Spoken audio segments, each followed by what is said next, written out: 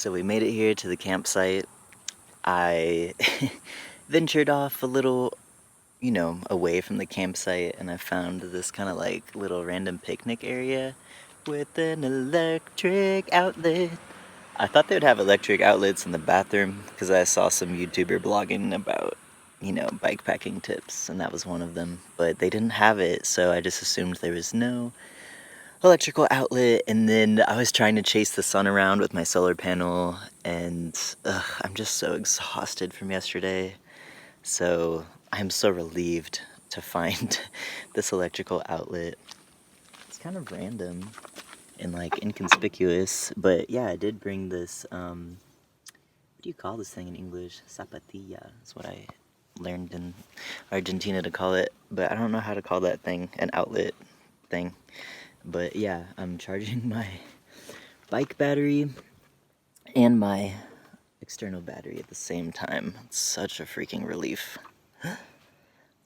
So now I just gotta sit here and wait. This morning I got to use my little like stove kit for the first time. Oh, doing all these things for the first time, and like, yeah, I don't know, there's like this emotional stress that it causes me to like figure things out. I know I've written about this. Just it's very confronting for me to have to like problem solve. So, yeah, I'm just like emotionally and physically exhausted. Staying in Bolinas for a little over a week was like a really nice rest. Super nice. And now I'm back into like experimenting with things. Oh, and it's exhausting. So I know by the end of these 3 months, I will just be in a flow. I'm gonna be just like, you know, less emotional stress, hopefully. I'll have things a little more figured out. But for now, I'm just exhausted. My God. Yeah, and when I got back to the campsite last night, I was way too tired to eat, and like it was getting pretty dark by the time I was setting up my tent. So I just like ate some slices of ham and vegan cheese, which is interesting because I've been vegan for 8 years, and just a month ago I started kind of experimenting with like eating animals, but in like tiny moderations and like very consciously and like with prayers and really honoring and respecting their life. Yeah, but yeah, it's just a lot of new things that I'm experimenting with and trying out. Definitely underfed myself yesterday. I skipped lunch because I was biking the whole time, and according to Ayurveda, I have learned to like wait an hour after eating until I engage in physical exercise, because when you're doing physical exercise, all the blood is moving all around your body, so it can carry oxygen through your body and you can continue exercising.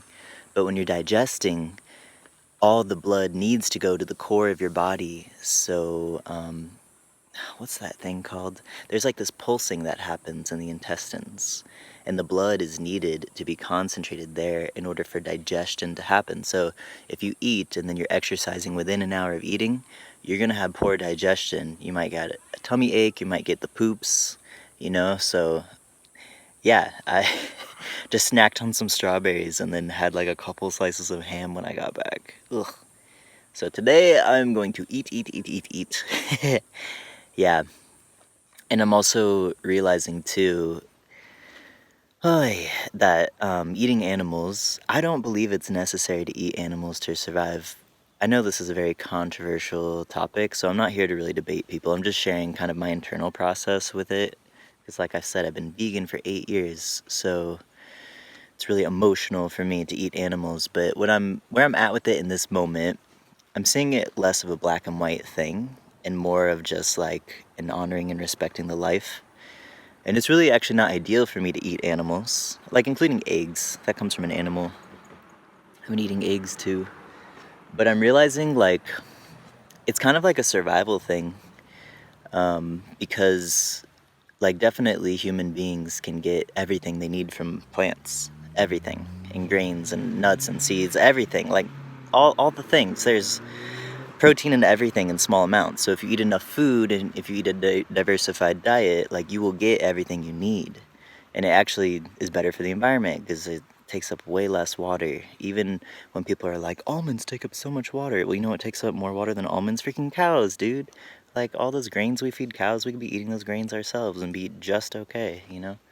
But yeah, within capitalism, where we're not living communally, we're living really individually, even within the context of like coupling up and forming small little teams of two for survival, and then, yeah, staying within the nuclear family, like that's still individualism.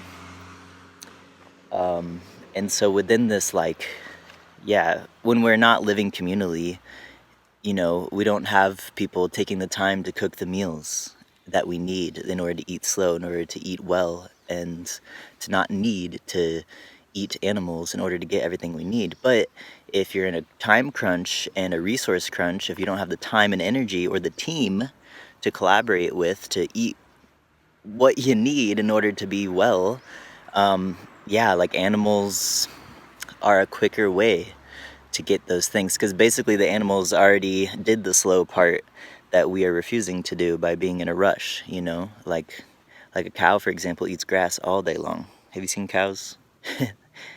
Yeah, it's wild because like they're full of protein and they're beautiful, majestic creatures, but they just like eat grass all day.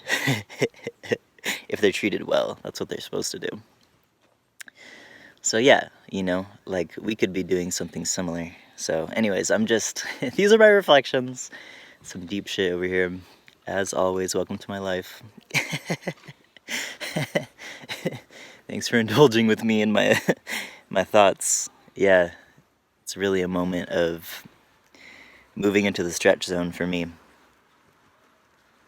There is so much more I could say about veganism, not from like a scientific perspective or like an argument, but from an emotional perspective, like just how emotional it is for me and what it brings up in like my identity. There's so much to be said there. I will save that for a different video, but yeah, it's a deep process and it's all emotional, and so I'm just being with all of the emotions and doing what I need to do to survive, because I also have very limited space in my bike to bring food. You know, I have so many other things that there's little space for food. So when I'm, you know, in a mountain top for 2 days without access to a store, like it makes the most sense for me to bring ham and vegan cheese compared to like, I don't know, what I would normally eat at home, which is like tons and tons and tons of vegetables. So it is what it is. I'm just out here surviving. So yeah, trying not to shame myself or beat myself up about that. I'm just like, yeah, the world is nuanced, so what can you do?